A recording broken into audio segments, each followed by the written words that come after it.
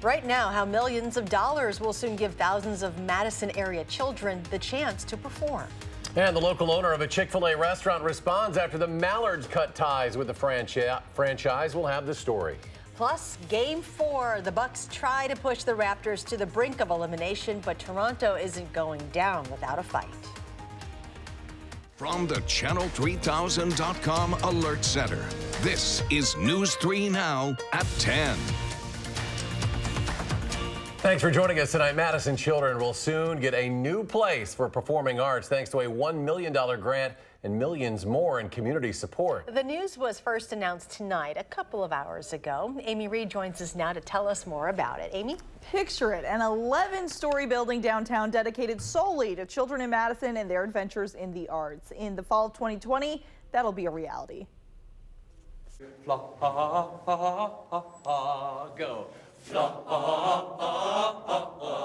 Though these kids don't know it yet, they're warming up for a new future. As plans for a 65,000 square foot home for Madison youth choirs but I only did that because she told mommy and their friends at the Children's Theater of Madison unfold.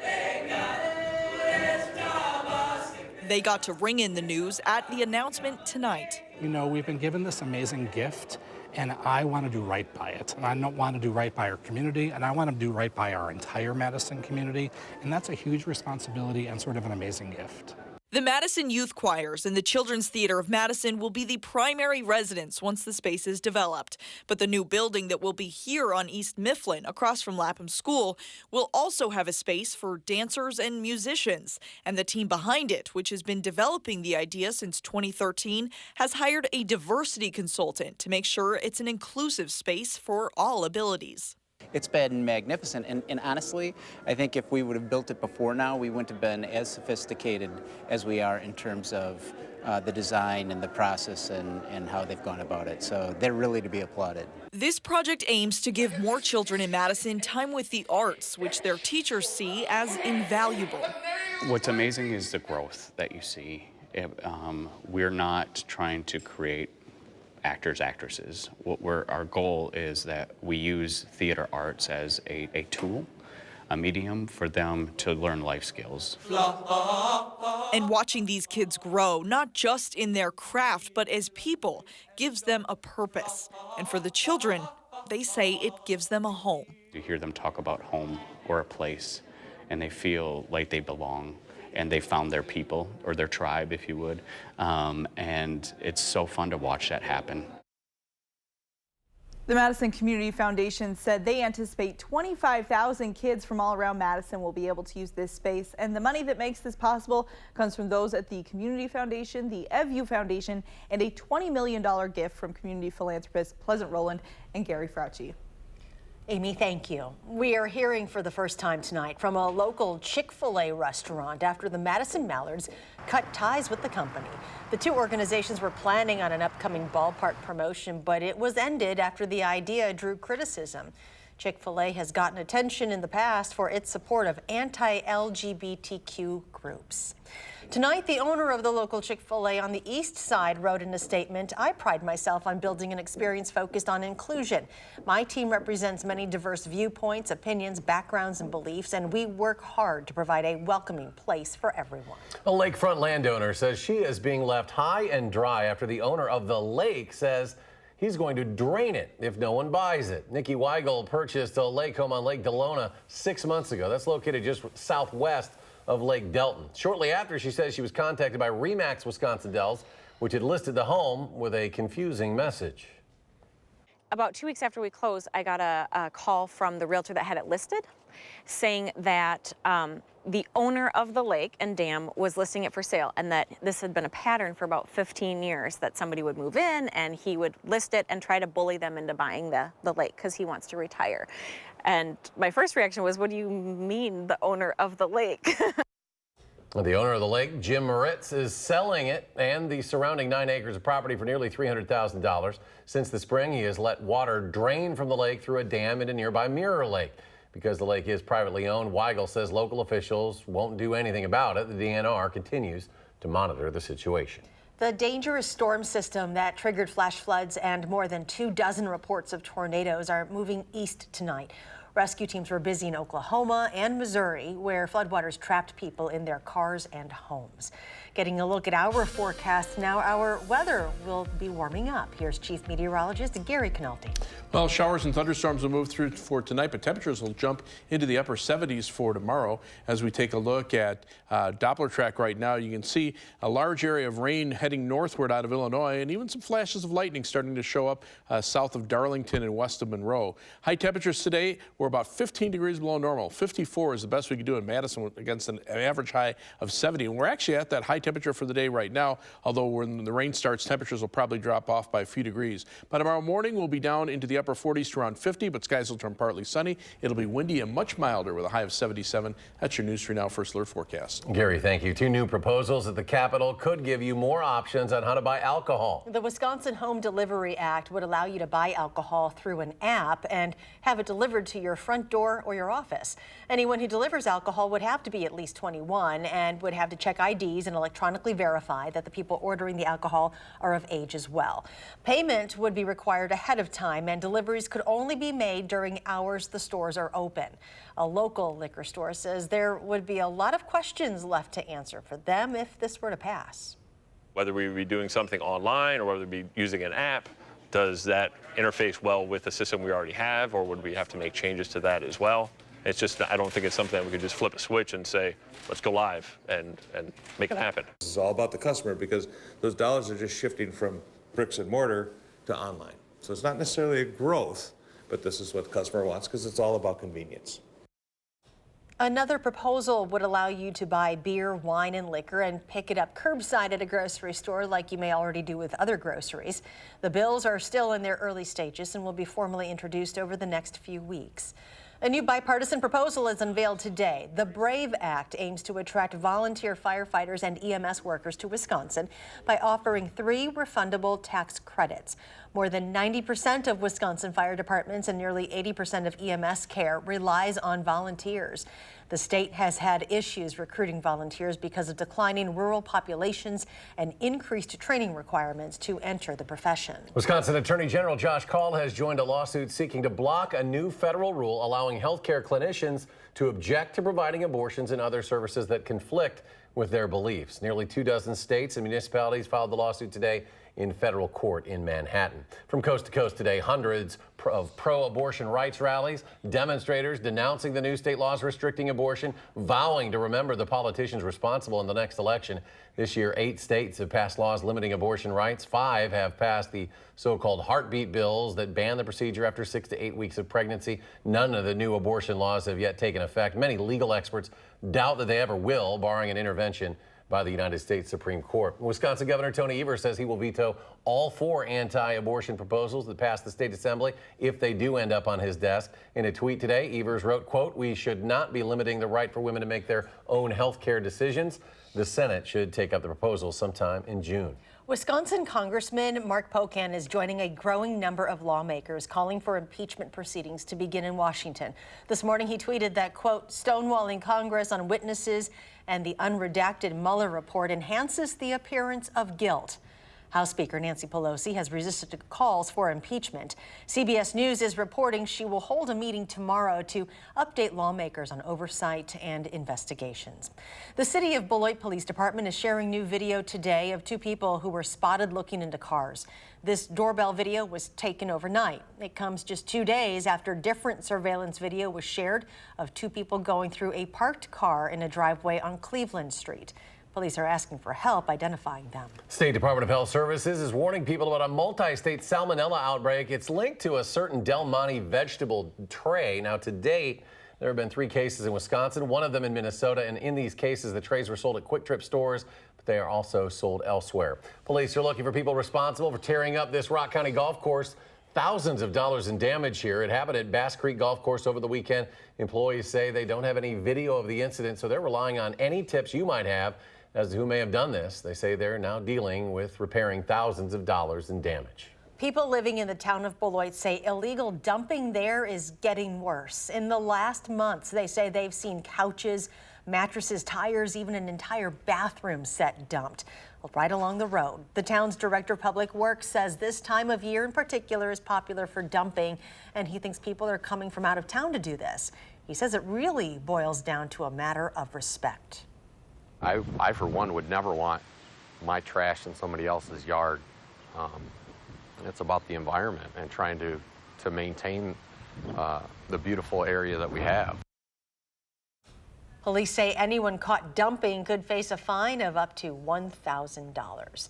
Still ahead tonight, a chance for overnight showers and storms. Gary will rejoin us with this full forecast. But first, we will meet a local tattoo artist who will be competing on the upcoming season of the show Ink Master. We'll have our story next. Stay with us.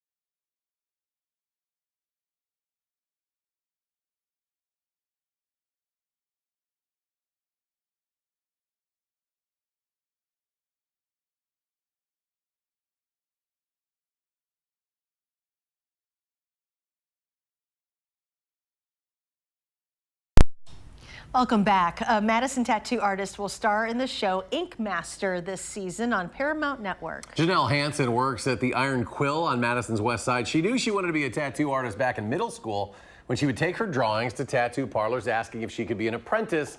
After many years of rejection, she finally landed a job at a tattoo parlor. She started posting her work on Instagram, and eventually the right people saw her work. She says this entire journey of failures and triumph has been a whirlwind adventure. Start in 8th grade with pursuing this dream of being a tattoo artist. And now I'm here, just filmed a TV show of this industry. It's mind-blowing. You know, it just shows that perseverance and never giving up on your dream. It can happen. Like, you can make it happen if you put in the hard work, if you just don't take no for an answer. And if you'd like to watch Janelle's journey, the show premieres on Tuesday, June 11th. Again, it'll air on the Paramount Network. The 2019 Pokemon Regional Championships will be coming back to Madison next weekend. It will be held at the Monona Terrace on June 1st and 2nd. Players will compete for up to $50,000 in scholarships and prizes. There will also be championship points available, which contain a potential invite to the Pokemon World Championships in Washington, D.C. later this summer. You may be one step closer to having your mail delivered by a robot, or at least touched by one on its journey. The U.S. Postal Service launched a 2-week test of autonomous trucks today. The pilot program uses the trucks to traverse a 1,000-mile route between distribution centers in Phoenix and Dallas. The Postal Service is looking for ways to cut costs after several years of losing money due to declines in letter volume. Dress Barn announces today it'll be closing all of its 650 stores across the country. That includes the one at Easttown Mall. However, the time frame is unclear. For now, the parent company says the stores will remain open. Dress Barn has been in business since 1962, but the clothing chain has been operating in the red now for quite some time. Well, check out this video. A bear spotted on a security camera. This was in a Johnson Creek subdivision overnight. The DNR says there are roughly 28,000 bears in Wisconsin. Most live in the far northern part of the state, but occasionally, due to a growing population, bears are becoming more common farther south, perhaps looking for some warmer weather. Gary Canalti. Remember, we had one that was here ran through close to the Verona station a couple years ago. Yeah. We've had a few in these parts. They show up, but maybe that guy just wanted a little warmer weather. He's heading south, but we're all looking for warmer weather. We're ready tomorrow, to head right? south. He is actually want to head north because temperatures are going to be going up over the next couple of days. Let's start off by taking a look at the time lapse from the WISC-TV Skycam. Not a lot of sunshine today. Maybe a peak or two in there early this morning, but it's just been cloudy all day long. A couple of sprinkles of rain, but that's pretty much about it. Better chances for rain are moving in now. In fact, you can see this large area of showers with some thunderstorms down to the south in Illinois, now starting to creep into southern Wisconsin. This will continue for a few hours tonight before the precipitation comes to an end. It's the northern end of a long line of thunderstorms that extends all the way down through Arkansas, Missouri. Number of severe weather reports here. In fact, over the last 48 hours, look at all the severe weather reports. A lot of tornado reports, hail reports in blue. You got high wind reports. I mean, just about every type of severe weather imaginable. And yet it's not over because tomorrow the severe weather threat will be highest around Kansas City. Slight risk of severe weather there with a marginal risk almost to the Chicago suburbs. And then on Thursday, we'll see that marginal risk to our south and west with a slight to enhanced risk across parts of Texas Panhandle into central Kansas.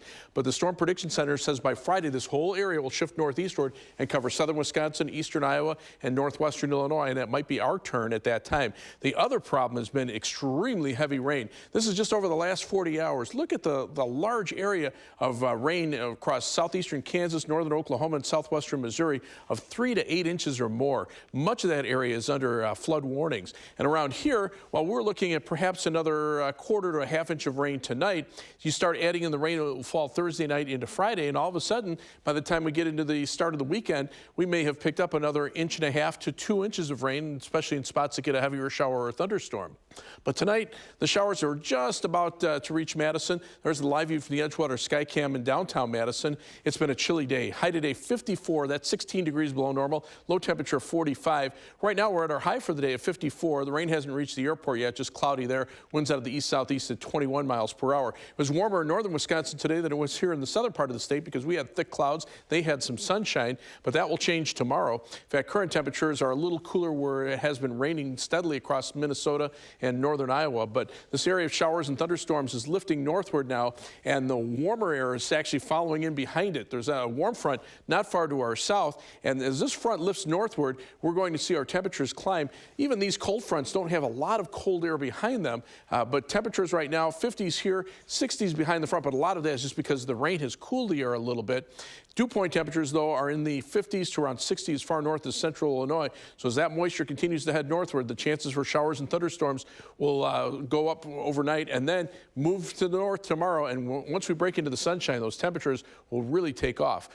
Overnight, look for a low temperature of 48 degrees with showers and a few thunderstorms, but those land late tonight. And then tomorrow, we're back to partly sunny skies. It'll be windy and much milder with a high temperature of 77 degrees. Showers and storms lifting on out tonight. We're down into the upper 40s by morning as the rain comes to an end. Skies clear out, the winds shift to the south, and temperatures climb into the upper 70s for tomorrow. Tomorrow night, temperatures stay in the mid-50s. An outside chance there could be a shower or thunderstorm. Better chances in Illinois.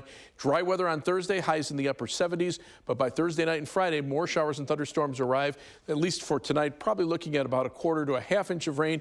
As we take a look at the 7 to 10 day forecast, though, after the severe weather threat and the alert day on Friday, Saturday and Sunday and into Memorial Day Monday, generally pretty quiet weather. A slight chance of a shower or thunderstorm Sunday or Monday, but much of the Memorial Day weekend could be dry. The better chances of rain arrive Tuesday and Wednesday, so maybe timing-wise, that'll work out pretty well for us. Well, it's nice that everything is above 70. That's, you noticed that, didn't you? You bet I noticed waiting that. for it for a while. Just thought I'd sneak that in there for It's you. been nice to be a little warmer at least, even if it does rain. Sure. Gary, thank you. The Raptors are making life difficult for the Milwaukee Bucks. We'll have the story from Game 4 coming your way next in sports.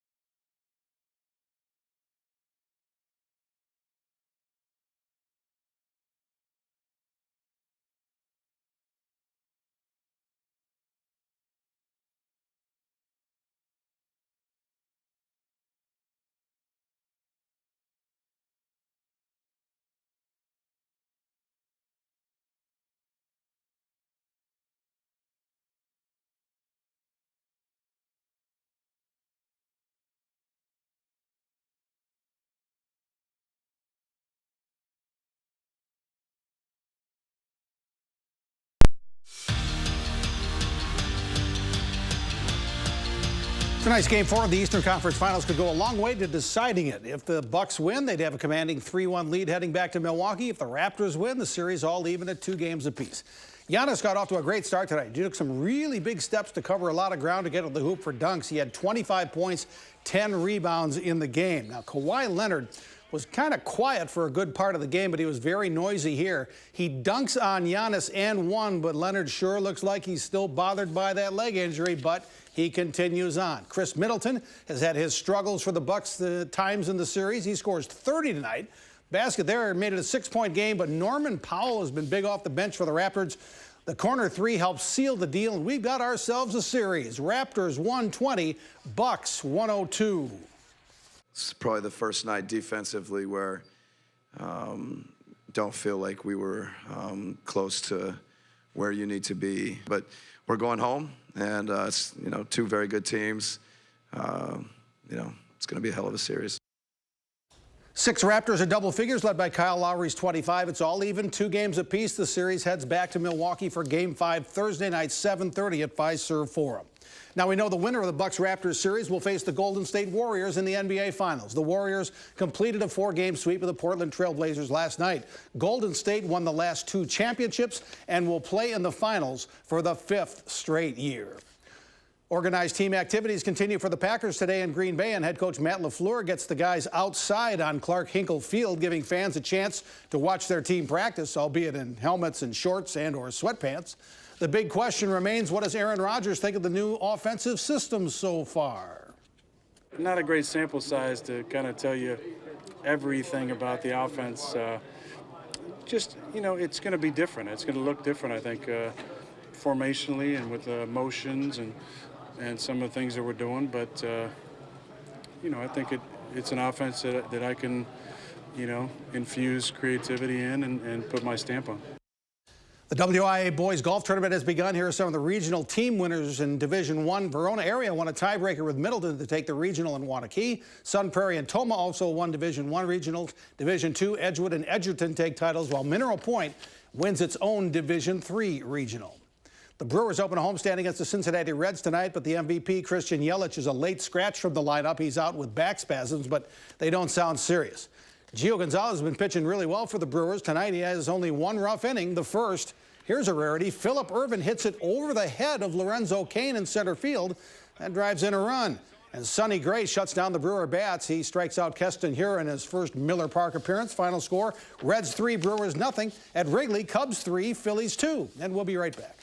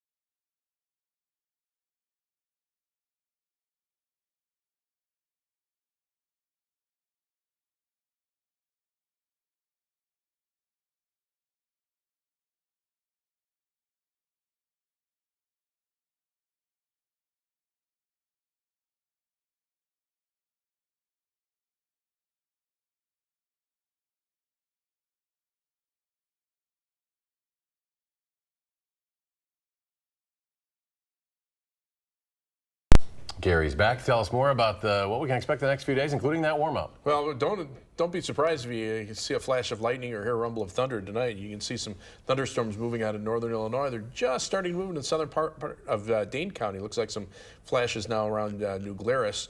But while temperatures are in the mid-50s here and probably will drop off a couple of degrees once the rain starts, look for a much different day tomorrow. How about 77 for a high? 77 on Thursday as well. Alert day, though, for Friday. Potential for some severe weather. Then for the Memorial Day weekend, dry Saturday. Slight chance of a shower or thunderstorm Sunday and Monday. Highs mid-70s Saturday, around 70 for the rest of the weekend. And then more rain chances in the middle of next week.